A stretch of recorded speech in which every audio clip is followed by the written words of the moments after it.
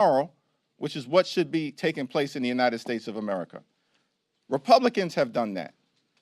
And so these people can't be trusted on the cost of living issue. These Republican extremists, they can't be trusted on the health care issue. And they certainly cannot be trusted on the SNAP issue.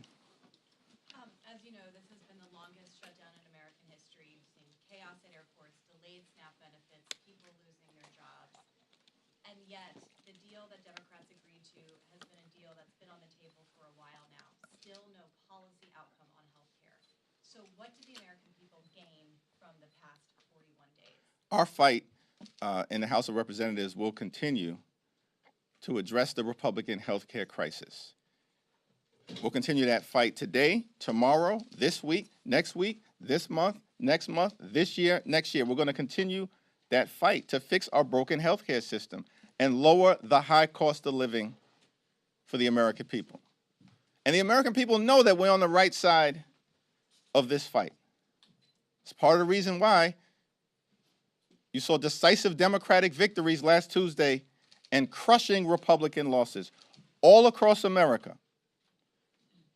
In Virginia, in New Jersey, in New York, in Pennsylvania, in California, in Mississippi, in Georgia, across the country, up and down the ballot. Because Republican policies have failed the American people. And as Democrats, we're going to continue to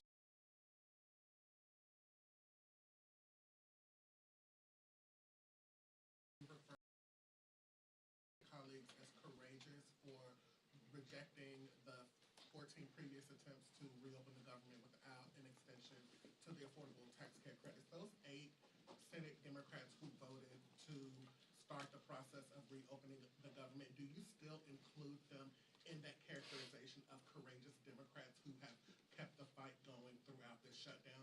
Well, I don't have much to say about those individuals, and they're going to have to explain themselves to their constituents and to the American people. I certainly believe that Senate Democrats, the overwhelming majority of Senate Democrats, led by Chuck Schumer, have waged a valiant fight over the last 7 weeks, defeating the partisan Republican spending bill 14 or 15 different times, week after week after week, and continue to oppose this effort of passing legislation that does not address the Republican health care crisis by extending the Affordable Care Act tax credits. But the fight is getting ready to shift back to the House, where we're going to work hard, hold the Republicans accountable. All of these loudmouths on the House Republican conference side who's been saying for the last several weeks that we have to extend the Affordable Care Act tax credits. Now is their chance. This week, they have to come back from their 7-week prolonged taxpayer-funded Republican vacation. They can no longer hide. They can no longer hide. Mike Johnson apparently still hiding, refused to even answer a single question today. That's extraordinary. But they're not going to be able to hide this week when they return from their vacation. Thanks. Speaking of the House, Speaker Johnson has not committed to holding a vote on subsidies, even though the Senate agreement would have them do so. What do you say to that? And then also, what do you think that would do to the relationship between Republicans and Democrats on the House side? Well, the failure of Republicans to address the health care crisis that they've created in the House and in the Senate is no surprise, because House and Senate Republicans multiple times this year have been given an opportunity to vote to extend the Affordable Care Act tax credits, and multiple times this year already, in the context of the debate around their one big ugly bill, they voted against, unanimously voted against, extending the Affordable Care Act tax credits. So over the last several weeks, it's become increasingly difficult for them to hide from their position as it relates to the health care of the American people. And House Democrats, joined by our colleagues in the Senate, we're not going to stop the fight. We're going to continue to lean into the fight.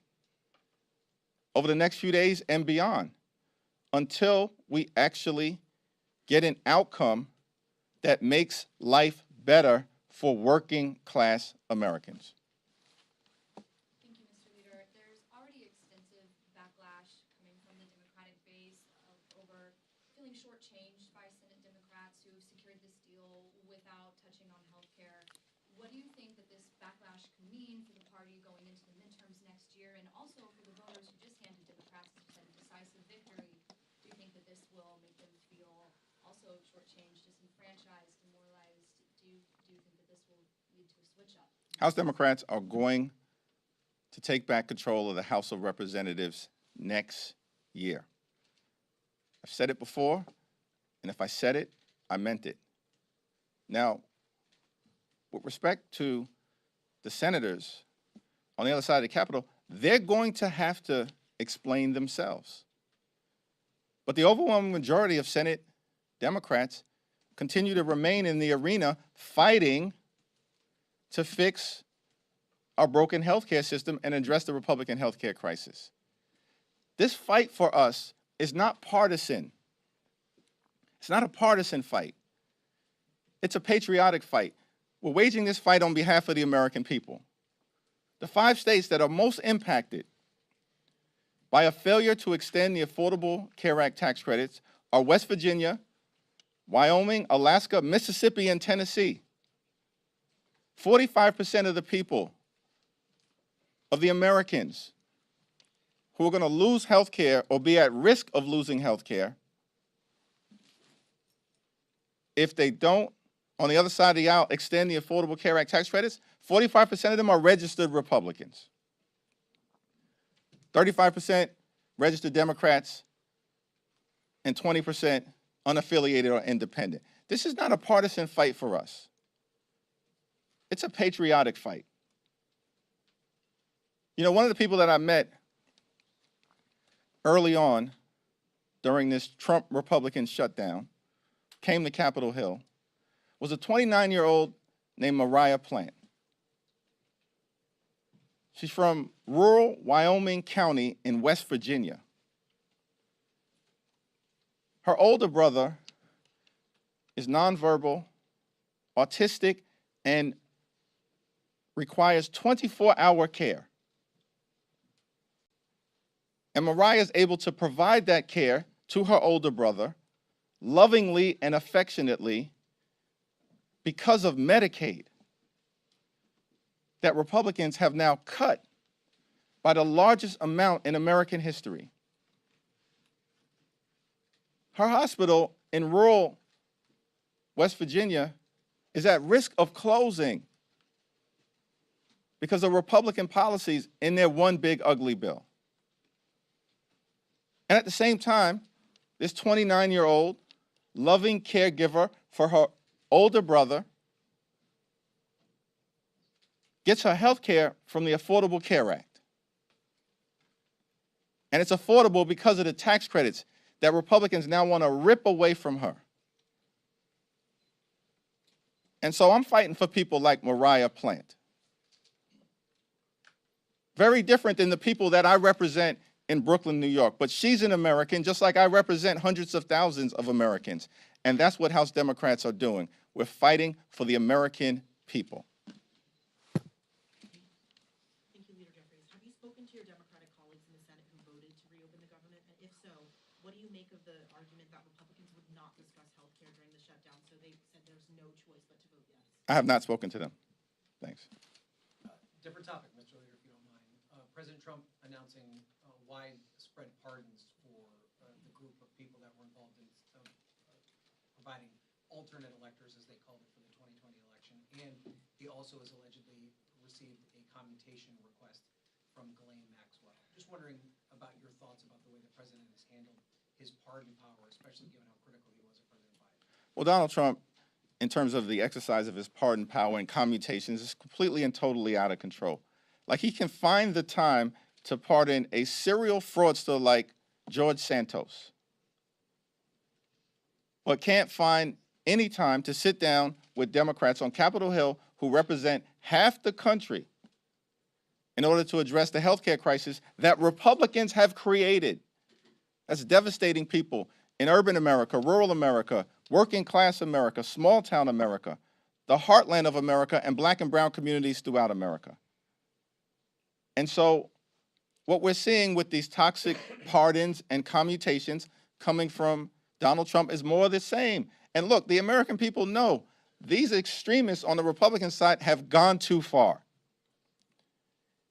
And the crazy part about it is that they went too far on day one of Donald Trump's presidency. And it's been downhill ever since. On day one of Donald Trump's presidency, this guy pardons hundreds of violent felons who brutally beat police officers, 140 of whom were seriously injured. Life-threatening injuries in many cases. And then unleash these people on communities all across the country in ways that put those communities at risk. And what we've seen from Donald Trump since day one, since those toxic pardons of those violent individuals, is more of the same. From a person who promised to lower costs on day one, but doesn't give a damn about the American people. And what has taken place over the last 41 days is that the American people have seen Democrats fight for them, fight to make life better for them, fight to drive down the high cost of living for everyday Americans, and fix our broken healthcare system in the face of this overwhelming Republican assault on the healthcare of everyday Americans. And Republicans continue to stand up for the wealthy, the well-off, and the well-connected. Thank you, Leader. Whether fair or unfair, Leader Schumer is taking a lot of heat from members of your own party. Why do you think he is the right leader for this moment, and why do you think he should stay leader of Senate Democrats? Yeah, as I've indicated, listen, Leader Schumer and Senate Democrats over the last 7 weeks have waged a valiant fight on behalf of the American people. And I'm not going to explain what a handful of Senate Democrats have decided to do. That's their explanation to offer to the American people. What we're going to continue to do as House Democrats, partner with our allies throughout America, is to wage the fight, to stay in the Coliseum, to win victories in the arena on behalf of the American people, notwithstanding whatever disappointments may arise. That's the reality of life. That's certainly the reality of this place. But we're in this fight for all the right reasons, because the extremism that has been unleashed on the American people is completely and totally out of control. Life hasn't gotten better for everyday Americans under Donald Trump and compliant Republicans. It's gotten worse. And the American people know it. And we've got to continue to stay in this fight until we end this national nightmare. And that's our commitment to the American people. We're in this fight until we end this national nightmare and can get back to a place where we continue America's long, necessary, and majestic march toward a more perfect union. Thank you.